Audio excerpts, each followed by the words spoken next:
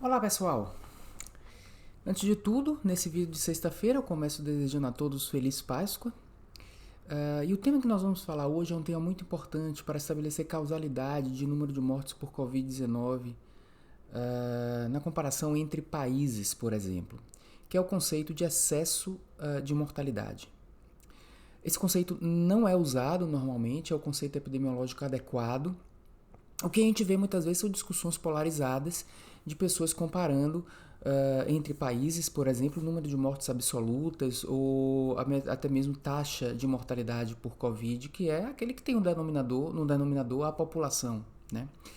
Essas medidas elas são inadequadas porque para estabelecer causalidade nós temos que promover um ajuste para fatores de confusão. Países são diferentes em muitas coisas, em diferentes momentos no tempo, etc.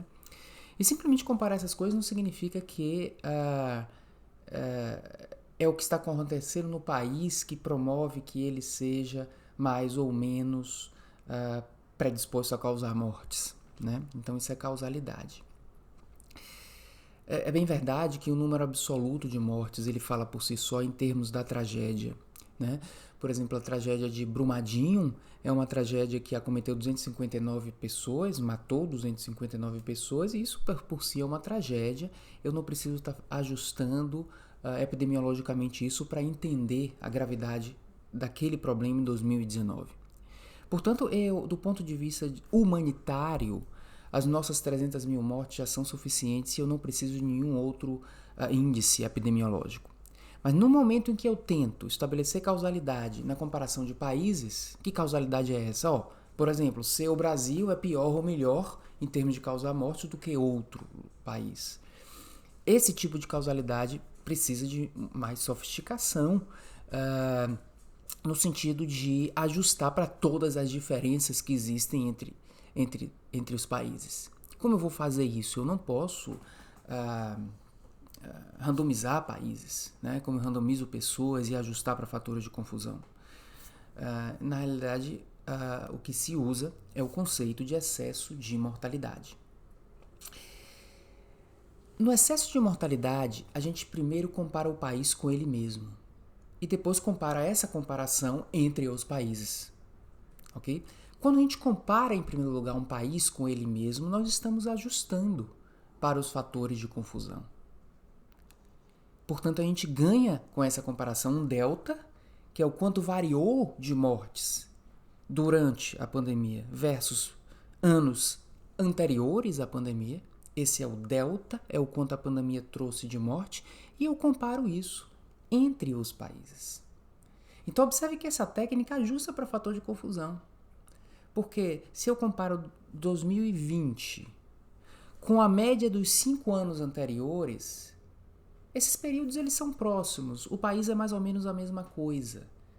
E a grande diferença que a gente está comparando de 2020 em relação à média dos 5 anos anteriores é a pandemia. Ok? Então, o excesso de mortes, essa comparação, ela pode ser uma mera subtração do ano pandêmico versus a média dos anos anteriores. E aí é um excesso de mortes absoluto. Ou a gente pode ter o excesso de mortes relativos, onde essa subtração, essa diferença, esse excesso absoluto é dividido pelo número total de mortes nos 5 anos, número total da média de mortes nos 5 anos anteriores. Ou seja, a fórmula relativa seria o número total de mortes no ano 2020 subtraído pela média do número de mortes dos últimos 5 anos, dividido por essa média do número de mortes dos últimos 5 anos. Então eu vou saber em termos percentuais o quanto a gente aumentou do número de mortes no ano do Covid comparado aos anos anteriores. Tá? Então isso é excesso de mortalidade. Como eu comparo o país com ele mesmo, eu ajusto para efeitos de confusão que poderiam decorrer da diferença entre países.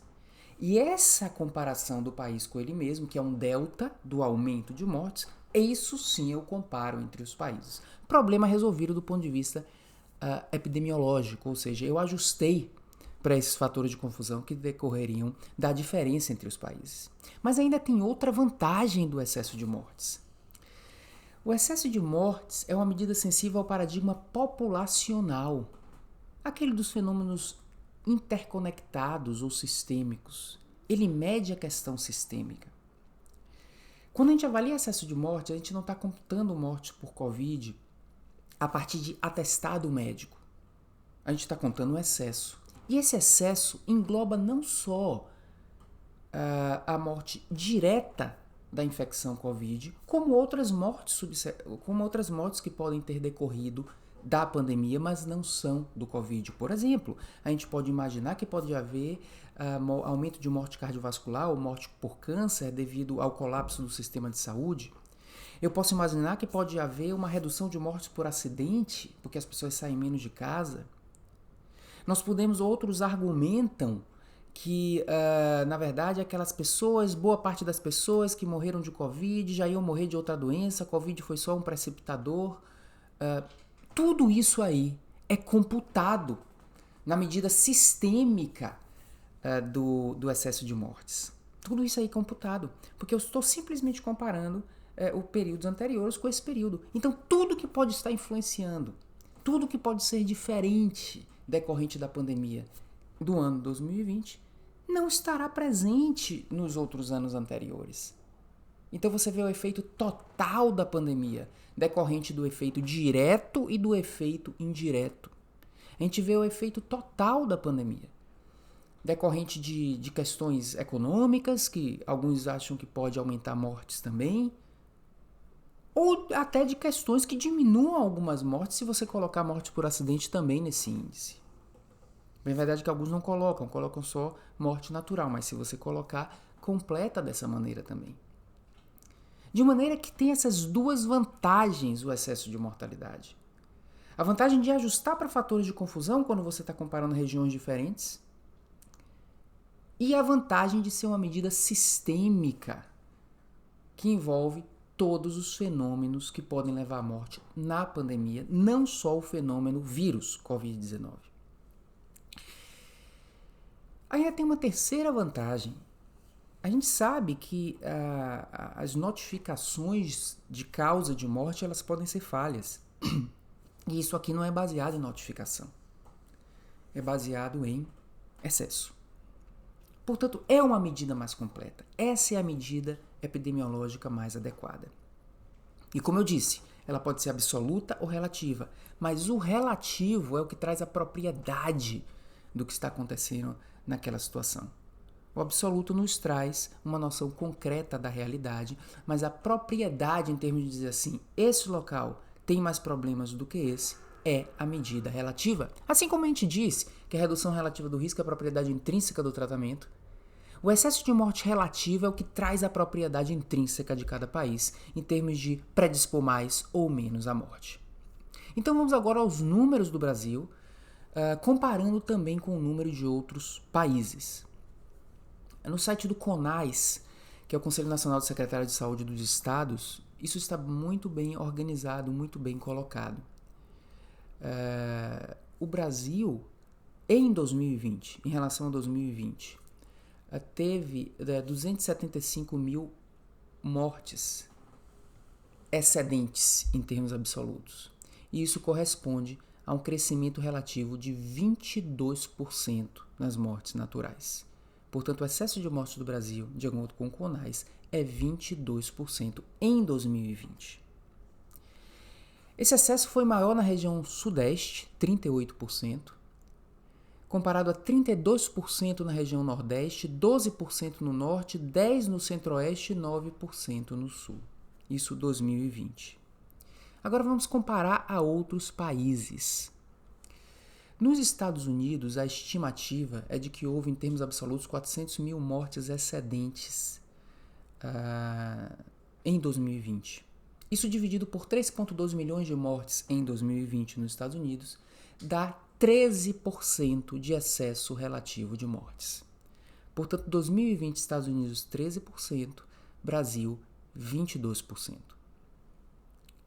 Eu recomendo para vocês o site da Universidade de Oxford, que compara diversos países em relação a excesso de morte, percentual.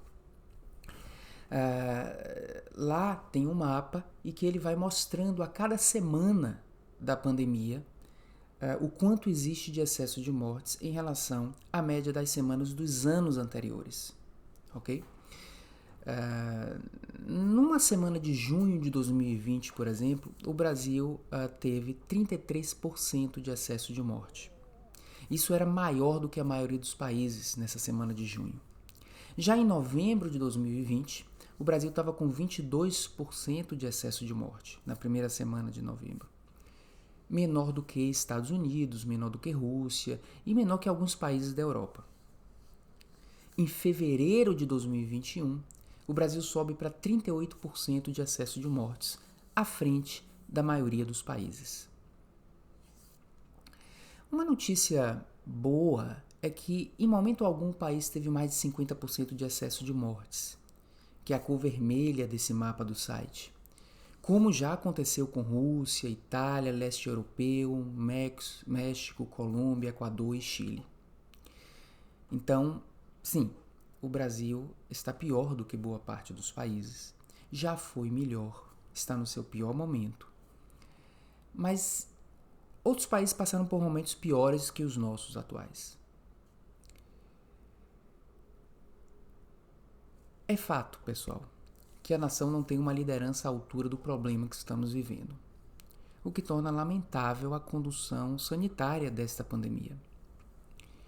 Como agravante, parte da nossa sociedade ainda contesta medidas de distanciamento social e ainda alguns médicos continuam a promover um inusitado e interminável culto a drogas fantasiosas. Tudo isso complica a nossa situação. Por outro lado, nós devemos ser científicos e reconhecer a nossa incerteza.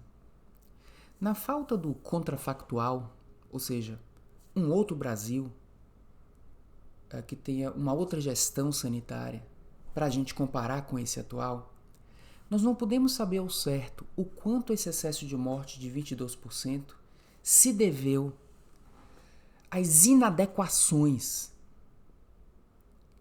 que estão sendo realizadas do ponto de vista de gestão sanitária. Nós só podemos imaginar. Então, essa nossa visão é uma visão descritiva.